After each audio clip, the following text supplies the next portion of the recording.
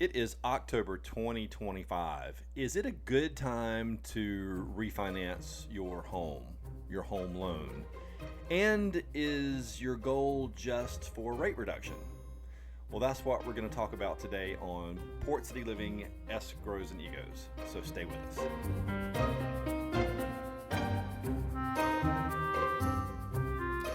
Hey everybody, it's Bill Corbett here with Port City Living Escrows and Egos, and my co-host Brad is here today, and we're gonna talk about his area of expertise, and we're gonna talk about refinancing. And is it a good idea to do it right now? Is it smart? What are the rules behind it?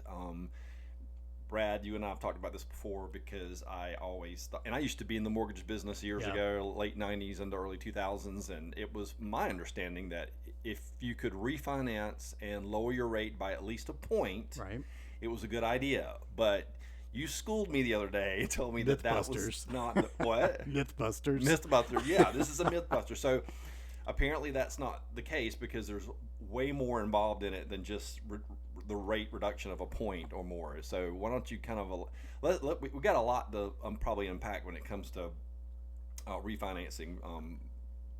First of all, let's talk about, are rates coming down?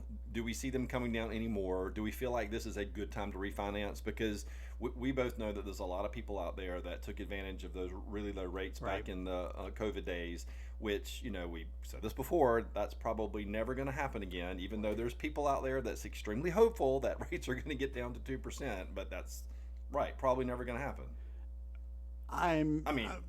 Again, obviously we don't have crystal balls. Yeah. If we did, then we probably wouldn't be in either of these genres of business. But I don't know that anybody ever saw rates in the twos coming prior to 2020 or 19 for that matter. It wasn't on the radar for anybody. It just happened. Will it happen again? I mean, anything's possible. Well, it could, right? But we just don't foresee it. It's not forecasted at anywhere point. Near in the near future. Yeah, to go to that point. That's right. So let's talk about refinancing. Rates have come down a little bit, but not a lot. Not right. So is it a good idea for somebody to refinance? And what would be the reason why they would want to do it? Well, I take everybody through a couple of different sort of scenarios that only they can work out in their head and know if it makes sense for them. So I'm going to say refinancing and timing it is, and saying that now's the right time, is subjective. So is it more like a personal situation for every person? It's totally personal. Yeah. So let's go back to the if we can talk about the 1% theory. Yeah. Is it even really that the name? But we're going to call it the 1% theory. Rates have to drop 1% to make sense for somebody. For monetary sense. Monetary it's going to cost sense. you a little bit of money to refinance. That's right. Typically. That's right. So think about somebody who maybe owes $800,000 on a mortgage. 1% is going to be huge for that person. But somebody that only owes $125,000 that just got their loan 2 years ago, that 1% is not going to move the needle a whole lot, especially when you put the closing cost back in. And you're talking about payment-wise. Payment-wise, that's right. Unless you have a need to, maybe your goal isn't just to lower the rate and lower the payment. Maybe you're trying to consolidate a lot of debt.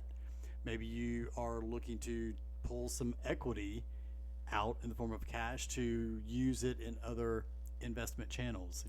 Again, everybody's got something different that's going on, but I'm going to say the majority of the people are looking to lower their rate, which means to lower their payment.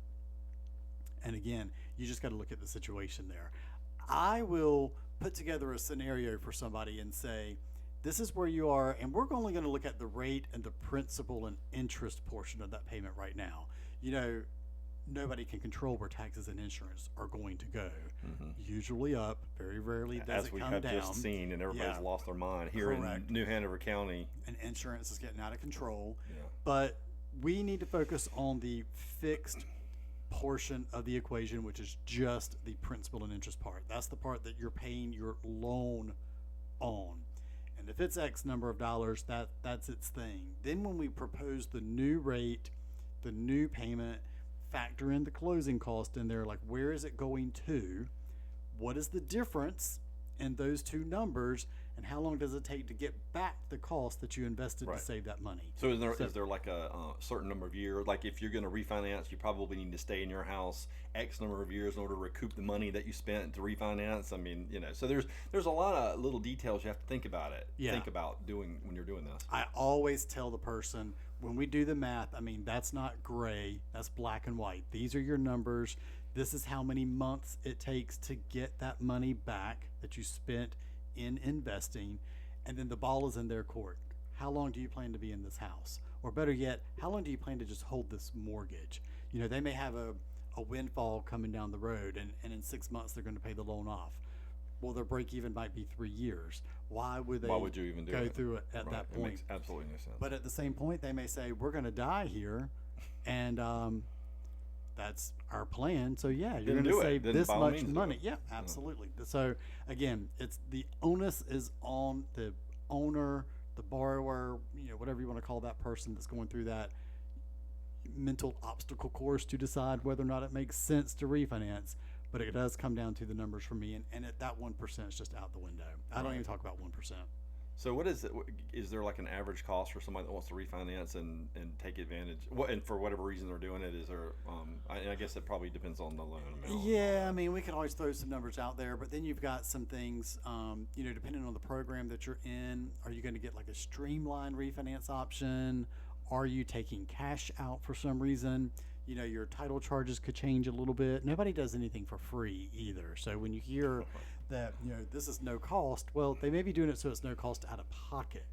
But that lender can't speak for the attorney that's going to take care of your settlement or title company. Then they can't speak for the county that the property is in when they need to record a new deed and a new mortgage, because that's so everything's got its little nickel and dime fee to it, but it's not free. So are they charging you up front, or are they rolling it into the loan? Because that's something you don't have the opportunity to do when you actually purchase a home. When you purchase it, you pay all your costs up front. Right. When you refinance it, assuming the equity is there, you can roll it back in. Because I know I bought my place here 7 years ago, and I refinanced and took advantage of the low rates, but I did it a little too soon because I got 3.5%, and I could have waited a little bit longer and got 2.5%, so I screwed that up. And You still and got a actually great rate. talked to the person that I worked through, which was not you unfortunately, but she was like, well, it's not going to be worth it for you to try to get that little Right. bit more. Exactly.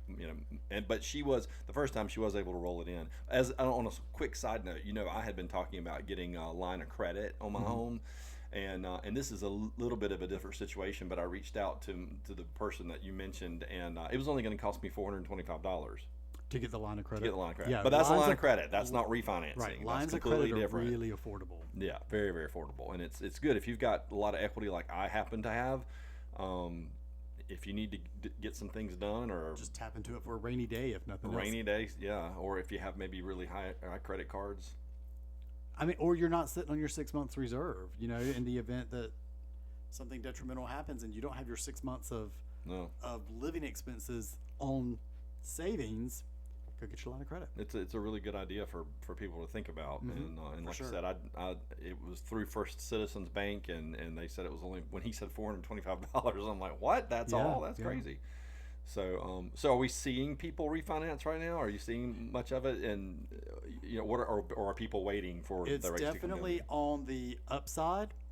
Inquiry is, for me, I'm not going to say through the roof, but the inquiry to simply have the conversation is happening, 100% more now than it was a year ago. Yeah, because a year ago rates sucked and nobody even thought that. But did they really suck? Did they really suck? So this is the thing too. Historically speaking, No. they did not. What was I posted this on social media, I don't know, a year ago, and I said that the 50-year average, the 30-year fixed was like 7.25%. That was Right. so when rates were at 7% or 7.25%, Yeah. it was right on target for what it's always been. It's a good market. And Isn't it really interesting how we, as I'll just say Americans, get so spoiled so Yeah. quickly? And it's interesting how, like in my line of work, when people are thinking about buying a home, they're like, well, I'm going to wait until the rates come back down to 2.5 and 3. And I'm thinking, well, then you're never going to buy anything, because it's never, and we probably should talk to that too. I know we're talking about refinancing, but rates in general. If people are waiting for something, it doesn't really make any sense. Just you might as well just jump and do it because you can always refinance, like Exactly. what we're talking about, and change that later. While you're waiting in a purchase situation, I know we're off topic for a hot second. Values are going to go up as the rates come back down because more buyers are moving into the market.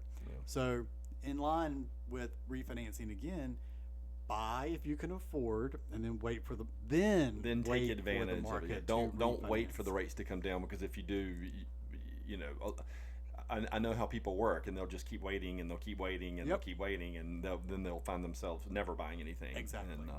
And I get it. I mean, it's every penny these days counts, but you know, unless buying is not, you don't really care. You know, but we just want to make sure it makes sense. I want to make sure it makes sense for everyone. And like I said, the numbers speak for themselves, but I can't get into your head and say, but this is your plan later down the road, so it makes sense or it doesn't make sense. They have to figure out how much longer they plan to keep the loan. Right. Is there anything else that somebody would need to know if they thought about refinancing? I can't really think of anything so much, just to know that, you know, it is, you are going to apply again. You are going to, like we said, you are going to pull have credit. some fees. They're going to do the whole shebang over again. Well, you know, more often than not, they may pull credit. But like I said, there's some programs out there, especially government backed, that, you know, you may get a streamline option, and credit may not be an Let's issue. talk about that. What kind of government options are there? Let's say a VA streamline or an FHA streamline, for example. You've got some that are credit qualifying and some that are not credit qualifying. You know, so do we need to take a look at credit? The big thing is just making sure that your payments are on time for the last 12 months. And obviously, not everybody can take advantage of the VA. You have to Correct. be VA eligible. Right. But how many people can take advantage of the FHA?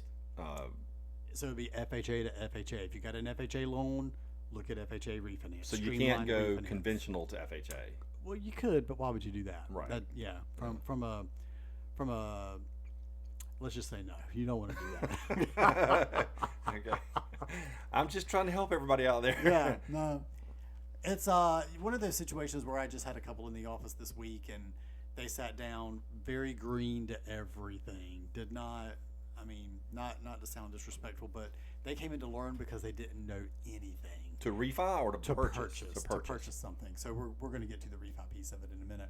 But I guess it goes hand in hand whether you refi or purchase. But as we started talking, I was able to say, well, this program doesn't apply to you because X, Y, and Z. This program doesn't apply because X, Y, and Z. Let's focus on this one and this one now.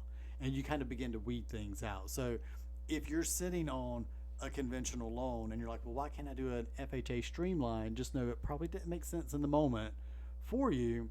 And it's certainly not going to make sense in a refinance. No.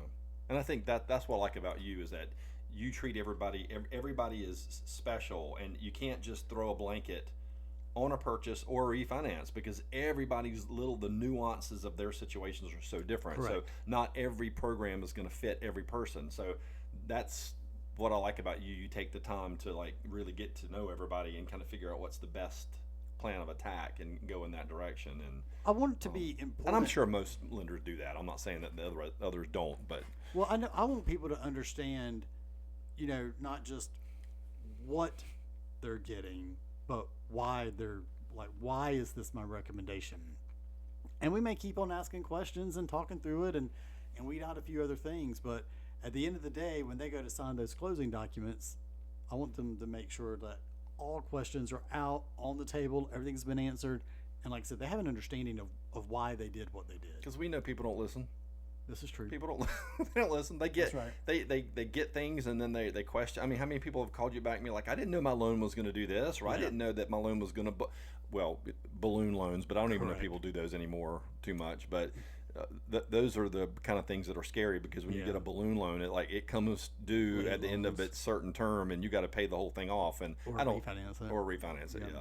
Because I know back in my day when I was in the mortgage business, which was 98 to 2002, and we did a lot of 5-year ARMs. But we were working with people that were relocating constantly with their with their job. So because we were in corporate relocation, but sometimes we worked with employees, and we still did a lot of 5-year ARMs because it was so low. And then you would have to know that the end of the 5-year term, or it was a 7-year ARM, or I think we even did 1-year ARMs.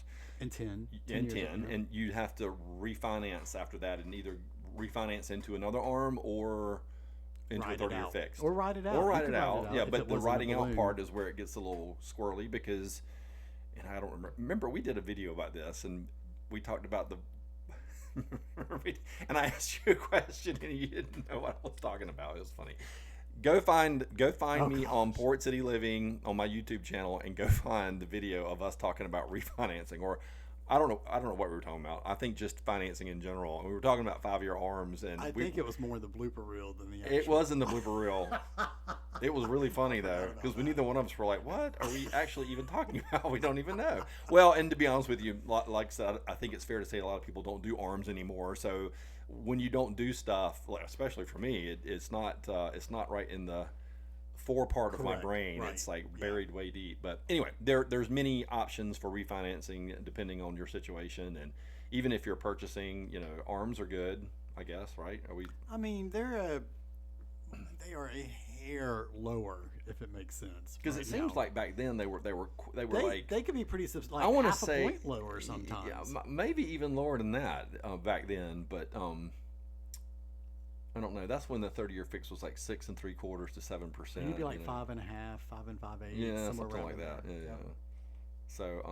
So the takeaway here is, if you want to refinance, well, if you need to, that's the thing. Most everybody probably has really good rates right now, but let's say you don't, and rates are coming down. Maybe it's a good time in the next 6 months or so to think about refinancing and weigh the pros and cons, and decide if it's something that you want to do and save you some money, especially as taxes increase and all that good stuff.